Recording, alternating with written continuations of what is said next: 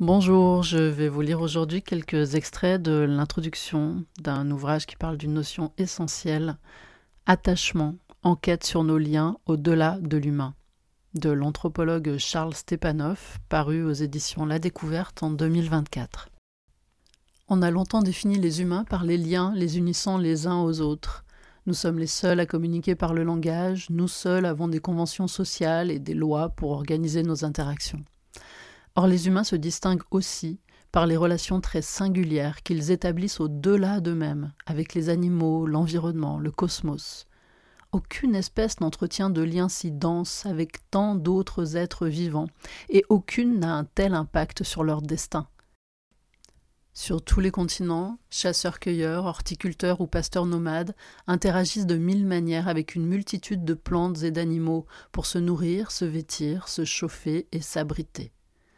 Partout, les groupes humains s'attachent affectivement à des animaux qu'ils apprivoisent, qu'ils intègrent dans leur espace quotidien et avec lesquels ils partagent habitat, socialité et émotions. Ainsi, aucune société humaine n'est composée seulement d'humains. Notre ouverture par-delà les limites de notre espèce va même plus loin.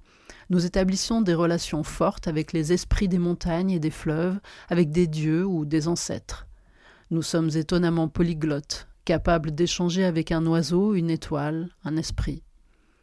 Longtemps ignorée, cette disposition à l'attachement au-delà de l'humain paraît fondamentale dans le rapport singulier que nous avons construit avec notre environnement au fil des millénaires. Pourtant, avec la crise écologique globale et les évolutions de nos modes de vie, chacun peut faire le constat que, dans le monde actuel, nos liens avec nos milieux vivants et les êtres qui les composent sont devenus bien ténus et fragiles. Nous autres occidentaux avons perdu le contact avec la nature. Il faut renouer des alliances avec le vivant, entend-on souvent dire. Mais de quoi parle-t-on ? Quelles sont ces attaches qu'il nous semble avoir dénouées et oubliées et que d'autres groupes humains auraient préservées ?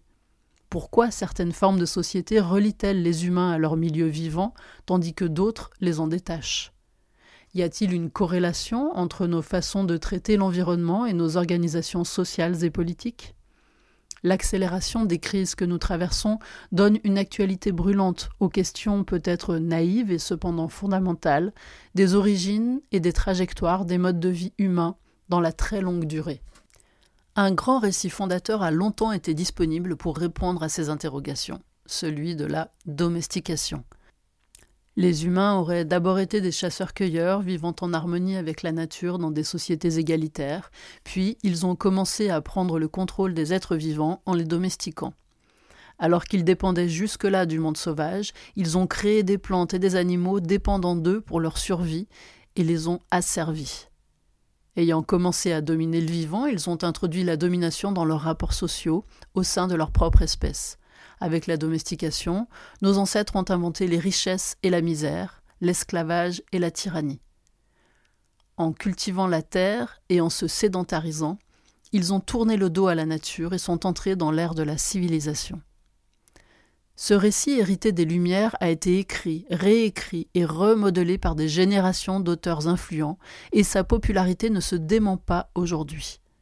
Il est devenu en quelque sorte notre mythe fondateur, répété même par les théories qui se veulent les plus novatrices. Nos connaissances se sont pourtant enrichies depuis le XVIIIe siècle et les enquêtes ethnographiques ont apporté à la réflexion 1000 preuves que ce récit ne fonctionne pas. D'innombrables petites sociétés d'horticulteurs, cultivateurs et pasteurs d'Afrique, d'Amazonie ou d'Océanie entretiennent des écosystèmes reconnus parmi les plus riches en biodiversité de la planète, se transmettent des savoirs écologiques souvent plus variés que ceux des chasseurs-cueilleurs et sur le plan de l'organisation sociale rejettent toute forme de domination politique. Les plantes et les animaux domestiques sont pour eux des compagnons et des dons divins et non des créations de la puissance humaine. Loin d'être détachés de la nature, ils célèbrent dans leurs rituels leur dépendance envers le milieu vivant et les puissances invisibles qui les nourrissent. Nous allons voir dans ce livre que, par un monumental anachronisme, on a attribué des attitudes modernes de domination de la nature à des sociétés très éloignées de notre modernité. Cet ethnocentrisme est lourd de conséquences, car c'est toute l'histoire des rapports humains-nature qui s'en est trouvée faussée.